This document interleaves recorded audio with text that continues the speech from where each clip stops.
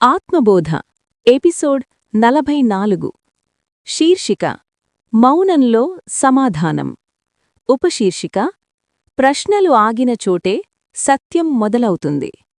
చివరి అన్వేషణ. అరవిందిక ప్రశ్నలు అడగడం మానేశాడు. భయమేమిటో తెలుసుకున్నాడు. ఆశ ఎందుకు బాధిస్తుందో చూశాడు. సంతోషం ఎందుకు నిలవదో అర్థం చేసుకున్నాడు. ఇప్పుడు అతనిలో వెతుకులాట లేదు. మౌనంతో స్నేహం. ఒక ఉదయం అరవింద్ నిశ్శబ్దంగా కూర్చున్నాడు. ధ్యానం కాదు, పూజ కాదు, కేవలం ఉండటం. ఆలోచనలు వచ్చాయి, పోయాయి.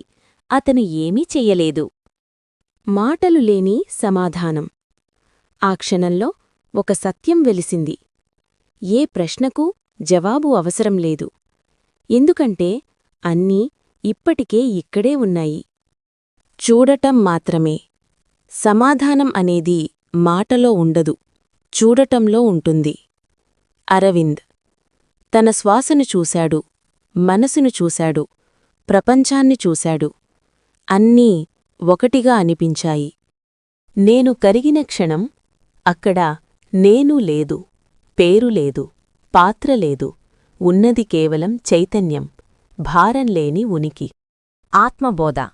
జ్ఞానమనేది ఏదో తెలుసుకోవడం కాదు, ఏమీ కావాల్సిన అవసరం లేకపోవడం.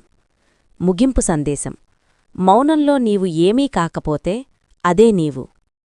Friends, please subscribe, like, share and comment మన ఛానల్.